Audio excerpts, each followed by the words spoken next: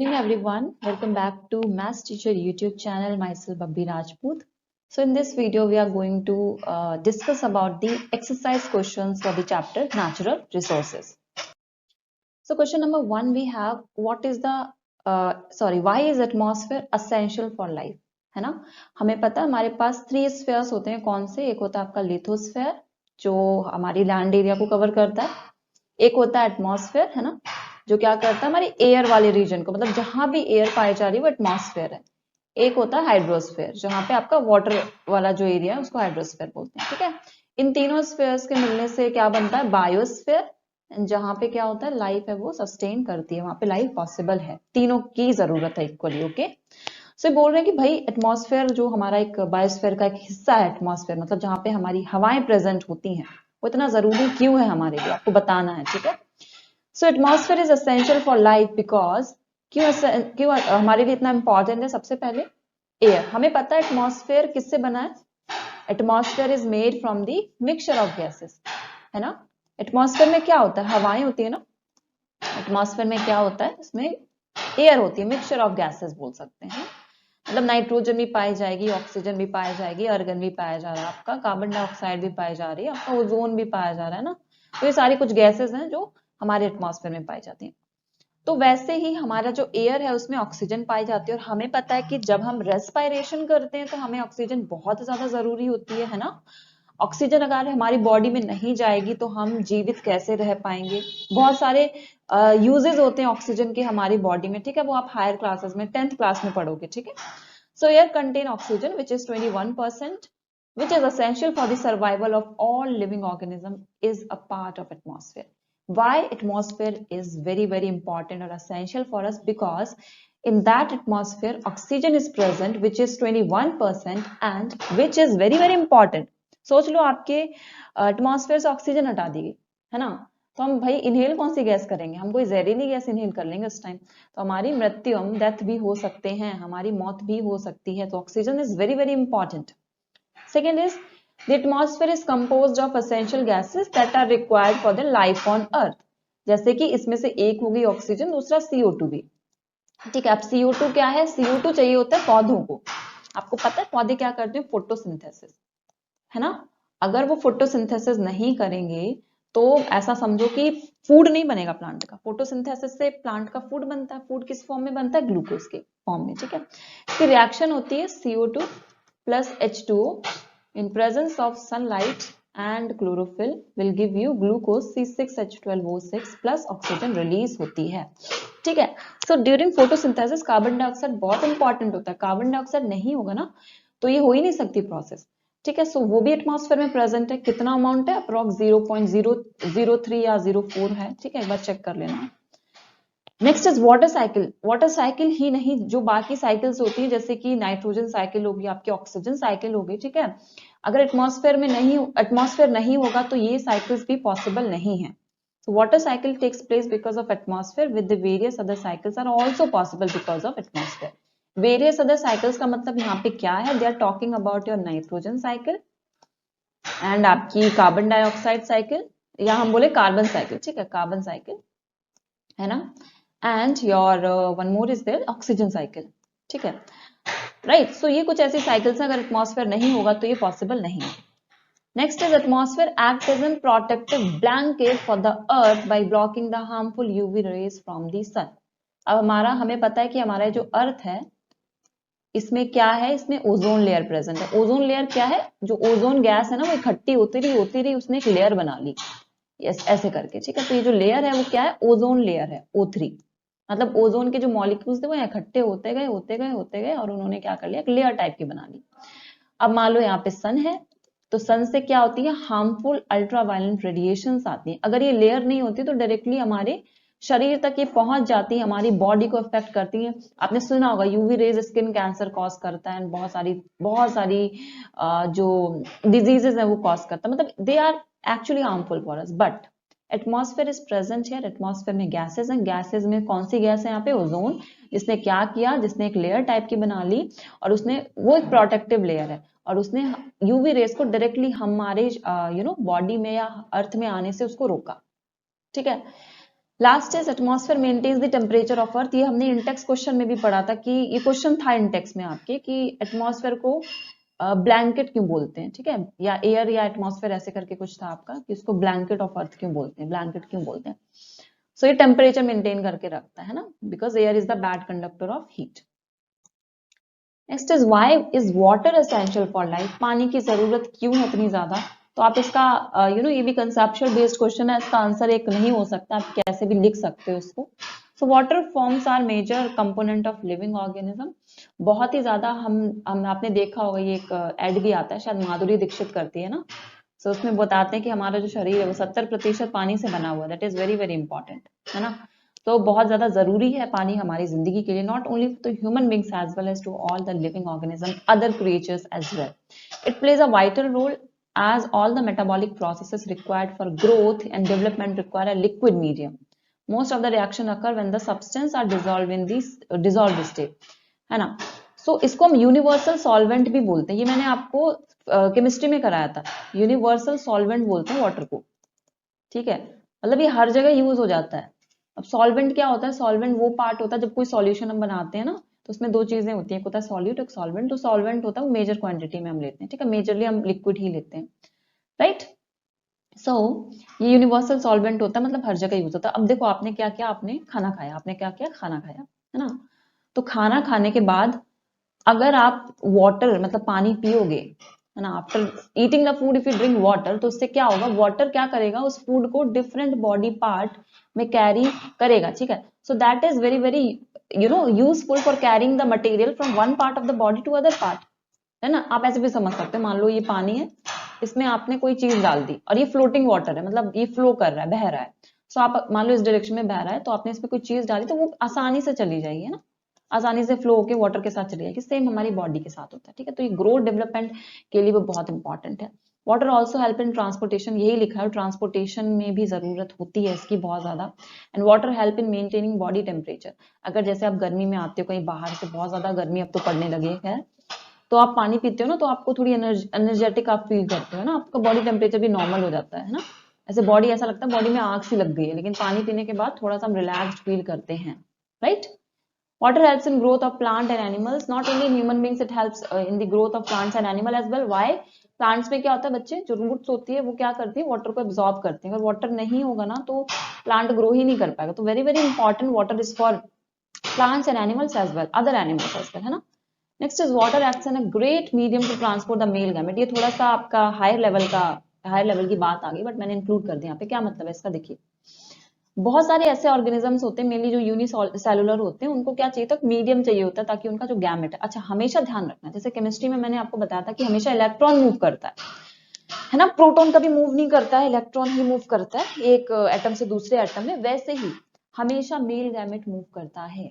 Gametes क्या होते हैं, ये जो मेल और फीमेल गैमेट्स जब मिलते हैं तब फर्टिलाइजेशन होता है। जैसे कि ह्यूमन बींग्स की हम बात करें तो मेल गैमेट यहाँ पे स्पर्म है, एंड अगर मैं फीमेल्स की बात करूं तो फीमेल्स में गैमेट क्या है, वो एग है ना। और एग और स्पर्म होते हैं, जब फ्यूज हो जाते हैं तो उससे फर्टिलाइजेशन होता है और जाइगोट बनता है, ठीक है, मतलब एक नई लाइफ बन गई। सो हमेशा मेल गैमेट ट्रांसमिट होता है, ट्रांसफर होता है। व्हाट हैपेंस हियर इज, अगर वाटर नहीं होगा ना तो मेल गैमेट को ट्रांसफर होने में बहुत ज्यादा दिक्कत होगी। और कुछ ऑर्गेनिजम्स तो ऐसे होते हैं ना कि वो वाटर पे ही डिपेंडेंट होते हैं। अगर उनकी लाइफ में वाटर नहीं है तो उनका मेल गैमेट कभी फीमेल गैमेट से मिल नहीं पाएगा। तो मान लो यहाँ हमारा क्या है, यहाँ हमारा मैं फीमेल गैमेट, इसको फीमेल का ये सिंबल होता है फीमेल गैमेट, ठीक है। And here is our male gamete. तो बहुत सारे मेल गैमेट्स रिलीज होंगे and with the help of water वो क्या करेंगे, फीमेल गैमेट के पास पहुंच जाएंगे and they fuse and they form a new life, right. So how are living organisms depends on soil, कि जो जीवित जीव होते हैं वो सॉइल पे कैसे डिपेंड होते हैं। इसमें सारी चीजें आ जाएंगी, ह्यूमन बींग्स भी आ जाएंगे एंड अदर ऑर्गेनिजम्स, प्लांट्स वगैरह सब आ जाएंगे। Are organism that live in water totally independent of soil as a resource, ठीक है। So that is very very important. They are asking next question कि जो ऑर्गेनिज्म वाटर में रहते हैं, क्या उनके लिए, क्या उनको सॉइल की जरूरत नहीं पड़ती है ना, क्या उनको जो लिथोस्फेयर है हमारा उसकी जरूरत नहीं पड़ती है क्या कभी, ये क्वेश्चन पूछा गया। ऑलराइट, सो देखते हैं। Soil forms an important element for survival of living organism. Soil क्या है, सॉइल किसका पार्ट है, लिथोस्फेयर का। एंड अभी हमने देखा था कि हमारा जो बायोस्फीयर है वो 3 स्फीयर से मिलकर बना है। किससे बना है? आपका lithosphere, atmosphere and your hydrosphere, है ना, हाइड्रोस्फीयर। इन 3 चीजों से मिलके क्या बना? आपका बायोस्फीयर बना है, बायोस्फीयर बना है। तो लिथोस्फीयर भी उतना ही इंपॉर्टेंट है जितना एटमॉस्फेयर, जितना हाइड्रोस्फीयर। एंड और सॉइल कहां पाई जाएगी? आपकी लिथोस्फीयर में। So soil form an important element for the survival of living organism or living organisms such as microbes. Microbes मतलब जो सूक्ष्म जीव होते हैं, जैसे बैक्टीरिया, वायरस, फंजाई वगैरह, इंसेक्ट्स हो गए आपके, ह्यूमन बींग्स, मतलब हर कोई अगर वो जीवित जीव है तो बहुत ज्यादा सॉइल उनके लिए इंपॉर्टेंट है। They rely on the soil to live, depend कर रहे हैं सॉइल पे। Animals rely on plant for food, ठीक है, राइट। सो स्टार्टिंग हम करते हैं, सॉइल प्रोवाइड एंकरेज। एंकरेज मतलब एक बोल सकते हैं कि बांधने में मदद करता है to the roots and for the plant to grow properly. Soil क्या करता है? आप कभी किसी प्लांट को देखो, ये रूट होती है ना, ये किसमें डिप होती है? सॉइल में, है ना, यहाँ पे हमारा सॉइल है। तो आप कभी किसी प्लांट को, जैसे मूंगफली होती है ना, उसको निकालोगे तो आप देखोगे बहुत ताकत आपको कभी कभी लगानी पड़ती है उसको खींचने में, उसको बाहर निकालने में, उस प्लांट को। तो ये क्या कर रहा है? सॉइल इसको जकड़े हुए है ना, एंकरेज प्रोवाइड कर रहा है, इसको जकड़े हुए है कि ऐसा नहीं है कि थोड़ी हवा ही पता चला प्लांट है वो बाहर निकल के चला गया। सॉइल क्या कर लेता है? जकड़ लेता है रूट्स को, पूरे प्लांट्स को। वो हेल्प करता है कि वो एक ही पोजीशन में रहे, कि कभी हवा का तेज झोंका आया या कभी पानी बहुत तेज से फ्लो करके आया तो ऐसा नहीं प्लांट निकल जाता है, ठीक है। तो ये सॉइल की वजह से पॉसिबल है, ग्रोथ में भी हेल्प करता है। सॉइल में बहुत सारे न्यूट्रिएंट्स होते हैं जो कि प्लांट्स एब्जॉर्ब कर लेता है ना। Next is soil provide a habitat for many microbes and small animals which in return increase the fertility of soil by decomposing complex organic matter। कहते नहीं कि मिट्टी का आदमी है, मिट्टी में ही जाके मिल जाता है। तो वही मुहावरा यहाँ पे लगा है कि भाई हमारा जो सॉइल होता है वो बहुत जरूरी होता है, उसमें बहुत सारे न्यूट्रिएंट पाए जाते हैं, है ना, जैसे नाइट्रोजन हो गया आपका, या फास्फोरस हो गया, या पोटेशियम हो गया, सब उस कहाँ पाए जाते हैं? सॉइल में पाए जाते हैं। और कोई जैसे इंसान क्या होते हैं, हिंदू धर्म में तो खैर हम उन्हें जला देते हैं, लेकिन मुस्लिम धर्म में हम अगर बात करें तो हम क्या करते हैं? उनको जमीन के अंदर गड़ा देते हैं, ठीक है।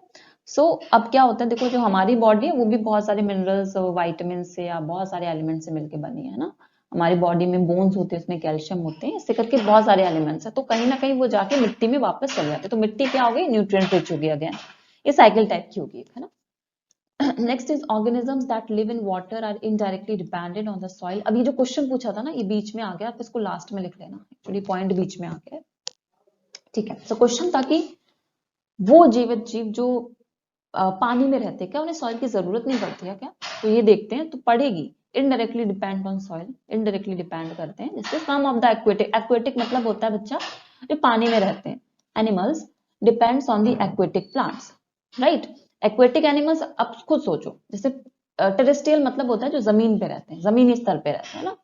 तो जमीन पे जो जानवर रह रहा है वो किस पे डिपेंड करेगा? जमीन पे रहने वाले प्लांट पे। जैसे डियर है, डियर क्या खाएगा? डियर पानी में जाके तो नहीं खाएगा ना प्लांट्स को। आपको पता होगा कि पानी में भी प्लांट्स होते हैं, है ना। आपने वो सिंघाड़े का पौधा देखा होगा, बड़ा फेमस है इंडिया में। तो आपने देखा होगा फ्लोटिंग प्लांट होता है वो। लोटस भी इवन वो कीचड़ में ही खिलता है, तो वो भी क्या हो गया? फॉर्म ऑफ वाटर हो गया, है ना। सो जैसे कि टेरेस्ट्रियल एनिमल है वो टेरेस्ट्रियल प्लांट पे फीड करेगा, वैसे एक्वेटिक एनिमल एक्वेटिक प्लांट्स पे फीड करेगा for their food. These plants require certain minerals for their growth and of course हमने अभी बात की थी इसी की, भाई जो प्लांट्स होते हैं वो क्या करते हैं? उनको मिनरल चाहिए होते हैं, और मिनरल्स कहाँ से मिलते हैं? उनको सॉइल से मिलते हैं ना। तो प्लांट क्या करेंगे? अब जो पानी में कोई ना कोई तो बॉटम होगा, ऐसा तो नहीं कि पानी भले ही कितना गहरा पानी हो, बॉटम तो होगा उसका, राइट। सो जो बॉटम होगा वहां पे आपके प्लांट्स होंगे, वो क्या होंगे? वो सॉइल में डिप होंगे, है ना। उनकी जो रूट्स होंगी वो सॉइल में डिप होंगी। एंड ये वही चीज होगी कि भाई इनडायरेक्टली क्या है, एनिमल्स भी उस पे सॉइल पे डिपेंड हो गए। क्योंकि सोचो अगर प्लांट के पास सॉइल नहीं होगी तो प्लांट ग्रो कैसे करेगा? प्लांट ग्रो नहीं करेगा, वो अपना फूड नहीं बनाएगा, तो जो एनिमल्स उस पे फीड कर रहे हैं, जो हर्बीवोर्स उस पे फीड कर रहे हैं, वो जिंदा कैसे रहेंगे? ठीक है। These minerals are carried to the water body from soil by river, rainfall etcetera. In absence of these dissolve mineral from the soil, वही चीज गिवन है कि अगर ये नहीं होंगे मिनरल्स तो भाई ना तो प्लांट अपना खाना बना पाएगा, ना फोटोसिंथेसिस कर पाएगा। अगर प्लांट ने खाना नहीं बनाया तो जो जानवर उस पे, जो हर्बीवोर्स उस पे फीड कर रहे हैं, वो भी मर जाएंगे। Next is for human, soil is very important as it has to do agriculture and crop production. Humans being के लिए सॉइल बहुत ही ज्यादा इंपॉर्टेंट है बच्चा, मतलब अभी से नहीं, हम इवोल्यूशन टाइम से बात करें ना तब से इंपॉर्टेंट है। आपको अगर एसएसटी आपने ध्यान से पढ़ी होगी ना तो आपके 6th 7th क्लास में आ जाता है ये कि सिविलाइजेशन, ह्यूमन सिविलाइजेशन की हम बात करें तो हम हमेशा कहाँ पे अपना घर बनाते थे? नदी के पास, है ना, नदी के पास बनाते थे ताकि पानी अच्छे से मिल जाए हमें, और वहां पे फर्टाइल सॉइल जरूर होती है। जो नदी वाला एरिया होता है वहां पे फर्टाइल सॉइल भी होती है, ठीक है। सो सॉइल पे हमारी डिपेंडेंसी बहुत ज्यादा है, क्यों? क्योंकि वहां से एग्रीकल्चर होता है एंड क्रॉप प्रोडक्शन होता है, right. Question number 4 we have, you have seen weather reports on television and newspaper. आप देखते हो ना वेदर फोरकास्टिंग होती है कि भाई आज बारिश होगी, आज मौसम ऐसा रहेगा, आज थोड़ा सा बादल रहेंगे, आज सनी वेदर है ना, हम देखते हैं। How do you think we are able to predict the weather? तो कैसे प्रिडिक्ट कर सकते हैं वेदर को? सिंपल होता है कि वहां पे मेट्रोलॉजिकल लेबोरेटरीज प्रेजेंट होती हैं जो कि वेदर फोरकास्टिंग करती हैं कि भाई यहाँ आज वेदर है वो सनी रहेगा, आज है वो थोड़े क्लाउड्स रहेंगे, आज थोड़ी थोड़ी धीमी धीमी बारिश हो सकती है, आज थोड़े से सूरज आपको देखने को मिल सकता है। तो मेट्रोलॉजिकल लेबोरेटरीज होती हैं जो इनका प्रोडिक्शन करती हैं, ठीक है। नेक्स्ट है, we know that many human activity lead to increasing level of pollution of air. मतलब एयर पॉल्यूशन की बात करें as well as water pollution की भी, as well as soil pollution की भी। तो भाई हम कुछ ऐसी हरकतें कर रहे हैं जिसकी वजह से पॉल्यूशन बढ़ रहा है, हर तरीके का बढ़ रहा है।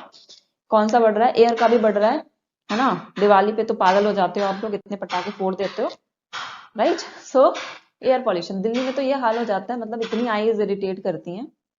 दिवाली के दूसरे दिन आप कभी निकलना तो लगेगा ही नहीं आप दिल्ली में, ठीक है। वाटर बॉडीज में भी पॉल्यूशन हो रहा है, जो गंदगी वगैरह आप डायरेक्टली वाटर बॉडीज में डिस्चार्ज कर देते हो। इवन जो गंगा रिवर हमारी इतनी पवित्र होली रिवर है, राइट। सो वहां भी आप मतलब जो कूड़ा कचरा है वहां भी देखने को मिलता है। सॉइल पे भी आप कुछ ना कुछ प्रभाव डाल रहे हो, सो आपको अपनी हरकतें बदलनी है, राइट। ह्यूमन बीइंग ही हर चीज के लिए रिस्पॉन्सिबल होते हैं। अगर ह्यूमंस को प्लेनेट से निकाल देना तो बहुत अच्छा प्लेनेट हो जाएगा हमारा, लेकिन हमें क्या है, हमें तो अपनी स्पीशीज मेंटेन करनी है, right? So do you think that isolating these activities, all right, to specific and limited areas would reduce in pollution? तो पूछ रहे हैं कि भैया अगर हम ये एक्टिविटीज हैं जो ह्यूमन बींग्स कर रहे हैं, ठीक है, इनको हम क्या करें, थोड़ा कम कर दें या एक पर्टिकुलर एरिया में हम करें। मतलब जैसे मान लो ह्यूमन बींग है, वो क्या करेगा, वो एक पर्टिकुलर एरिया, मान लो कचरा है, वो एक प्रॉपर जगह पे डाल रहा है। जैसे हम गंगा जी में कचरा ना डाल के क्या करें, एक पर्टिकुलर पिट लें, ठीक है, वहां पे डालें, सारा मोहल्ले का कचरा वहीं जाए। एक दूसरे के घरों में कचरा डालने से अच्छा है कि प्रॉपरली हम कचरे को एक जगह पे इकट्ठा करके डालें, ठीक है। तो ये अगर हम कुछ एक्टिविटीज मैनेज कर पाए खुद से, तो क्या आपका ये पॉल्यूशन है air water and soil reduce हो सकता है? सो यस, ऑफ कोर्स होगा, क्यों नहीं होगा। लेकिन वही चीज है, बात ईगो पे आ जाती है ना, कि उसने भाई ऐसा किया है तो मैं भी ऐसे करूंगा, है ना, राइट। सो देखते हैं, yes, isolation human activities to specific areas would help in reducing the level of pollution. For example, if all the industrial और सीवेज वेस्ट, आपका जो इंडस्ट्री का वेस्ट आता है और जो सीवेज वेस्ट होता है from the areas collected and treated first in one place, ठीक है। जैसे आपने सुना होगा कि इंडस्ट्रियल और सीवेज वेस्ट क्या होता है, डायरेक्टली वाटर बॉडीज में, सॉरी, वाटर बॉडीज में डायरेक्टली डिस्चार्ज होता है। इससे क्या होता है, वाटर पॉल्यूशन हो रहा है। वाटर पॉल्यूशन तो बच्चा हो ही रहा है, साथ में जो वहां पे ना एक्वेटिक एनिमल्स रह रहे हैं ना, जैसे फिश वगैरह, उनका प्रोडक्शन भी कम हो रहा है ना। सो हम क्या करें, सबसे पहले ये जो वेस्ट है हमारा, इंडस्ट्रियल वेस्ट है, सीवेज वेस्ट है, इसको कलेक्ट कर लें एक जगह पे, फिर उसका ट्रीटमेंट करें। ट्रीटमेंट मतलब होता है, आपने सुना होगा सीवेज ट्रीटमेंट प्लांट, है ना, Ganga action plant, Yamuna action plant. ये बेसिकली क्या है, जो सीवेज वाटर है ना, उसको ये कहीं ना कहीं साफ करने, उसको किस तरीके से हम प्योर फॉर्म में ला सकते हैं, नॉट प्रॉपरली प्योर फॉर्म में, बट ऐसा बना दें कि कम से कम कपड़े धुलने के लिए या वॉशिंग के लिए तो हो ही जाए वो पानी, ठीक है। तो ये कुछ हमारे ये एक्शन प्लान्स हैं, ठीक है, जो गवर्नमेंट ने लॉन्च किए थे, एंड इसमें थोड़ी अचीवमेंट भी मिली थी कि किस तरीके से जो सीवेज वाटर है उसको ट्रीट करें और उसको एक अच्छा पानी बना दें, है ना। इसमें बहुत सारी प्रोसेसेस होती है, chemical methods and biological methods होते हैं, उससे वाटर को ट्रीट किया जाता है, फिर वाटर है वो साफ बन जाता है। सो इसको यही कह रहे हैं यहाँ पे कि इसको सबसे पहले ट्रीट करो एक जगह पे, फिर बिफोर डिस्चार्जिंग और dumping it you can reduce the water. तो अगर खुद ही सोचो आप, अभी हम क्या कर रहे थे, जो भी हमारा इंडस्ट्रियल वेस्ट था या सीवेज वेस्ट था, उसको डायरेक्टली पानी में डिस्चार्ज कर दिया, तो पानी पॉल्यूशन तो हो ही रहा है, साथ ही साथ वहां पे बेचारी जो मछली जी रही थी, वो भी, उसकी जिंदगी भी आपने बर्बाद कर दी, है ना। तो इससे क्या होगा कि वाटर पॉल्यूशन कम होगा, right. If the factories are set up in an isolated place, factories को जैसे आप देखते होंगे बेसिकली, जो फैक्ट्रीज वगैरह होती हैं वो क्राउडेड एरिया में भी होती हैं कुछ, तो फैक्ट्रीज को अगर हमें आइसोलेटेड जगह पे रख कर इसको बना सकें तो that is very very very good for us rather than residential area. मान लो कि कोई फैक्ट्री है, ठीक है, वहां से एयर पॉल्यूशन हो रहा है, तो वो अगर रेजिडेंशियल एरिया में बनेगी, जैसे आसपास लोग भी रहते हैं, ह्यूमन बींग्स भी रहते हैं, सो that is very very harmful for अस, है ना। हम इनहेल करेंगे वो सारे chemicals and those chemicals of course not good for us. तो ऐसे आइसोलेटेड एरियाज में फैक्ट्रीज को हम अगर आइसोलेट करते हैं तो क्या होगा, इससे हमें हेल्थ प्रॉब्लम्स नहीं होंगी, ठीक है, right. Last question is write a short note on how forest influence the quality of our air.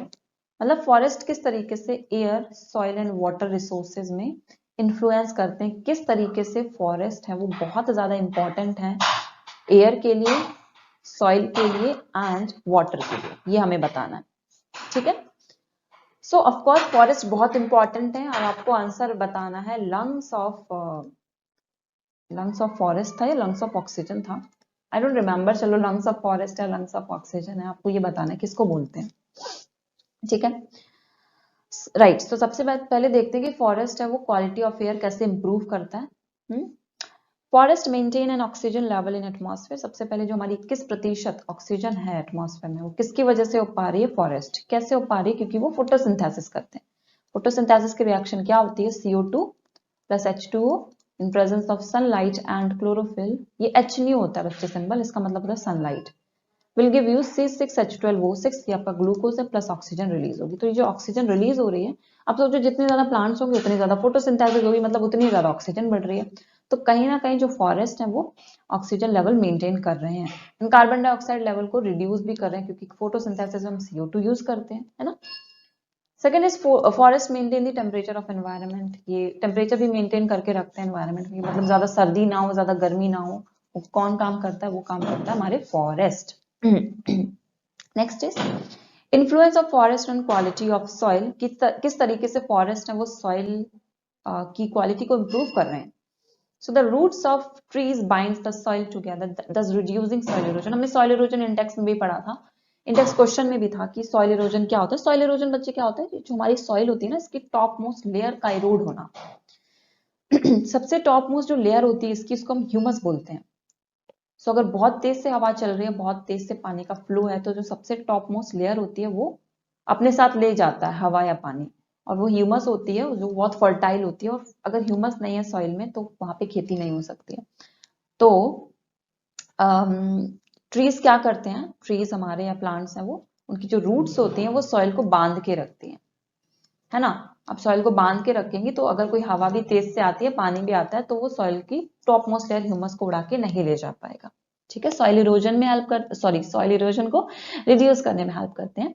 And forest help in maintaining the nutrient cycle. जितनी भी न्यूट्रिएंट साइकिल्स हमारी, ऑक्सीजन साइकिल है या carbon cycle है आपकी, या nitrogen cycle है या वाटर साइकिल है, तो फॉरेस्ट के बिना पॉसिबल नहीं हो, उनको मेंटेन करके चलते हैं। Influence of forest and quality of water. Water में कैसे इन्फ्लुएंस करते हैं फॉरेस्ट। सबसे पहले forest help in conserving water, thus increasing its availability, है ना। देखो फॉरेस्ट आपने पढ़ा होगा, लीव्स होती है वहां पे, मैंने आपको बताया था कि वहां पे प्रेजेंट होते हैं आपके स्टोमेटा, इस तरीके से बीन शेप के होते हैं, एंड इस तरीके से, है ना। तो ये जो पोर आपको दिख रहा है, इसको स्टोमेटल पोर कहते हैं। यहाँ से जो पानी होता है वो, मतलब प्लांट्स के अंदर जो पानी होता है वो निकलता है। आप कभी देखना, कभी सुबह उठ के देखना आप, तो आप देखोगे जो पत्तियां होती है ना वो थोड़ी सी गीली गीली होती है, तो वो ट्रांसपिरेशन प्रोसेस होता है प्लांट्स में। जो उनका स्टोमेटल पोर होता है वो ओपन हो जाता है और वहां से पानी रिलीज होता है, तो वो ट्रांसपिरेशन प्रोसेस हो जाता है। तो पानी रिलीज करते हैं तो पानी क्या होता है, वेपर्स में कन्वर्ट हो जाते हैं, फिर फाइनली ये क्लाउड्स फॉर्म कर लेते हैं। क्लाउड्स रेन ड्रॉप के फॉर्म में नीचे फॉल करते हैं, है ना। सो कहीं ना कहीं वाटर क्वालिटी को भी हम कह सकते हैं कि मेंटेन कर रहा है, ठीक है। अवेलेबिलिटी ऑफ वाटर का एक रीजन है forest. Next is forest maintain the water cycle in the atmosphere. And water cycle अगर आपने पढ़ी होगी तो आपको पता है कि किस तरीके से फॉरेस्ट है वो वाटर साइकिल को मेंटेन करते हैं। अभी मैंने आपको बता भी दिया किस तरीके से, ट्रांसपिरेशन प्रोसेस से, right. So yes, this much for today. इतना ही था इंडेक्स क्वेश्चन में। आपके नेचुरल रिसोर्सेज के एक्सरसाइज एंड इंडेक्स क्वेश्चन भी कंप्लीट हो गए हैं। So thank you so much for watching this video and take care of yourself.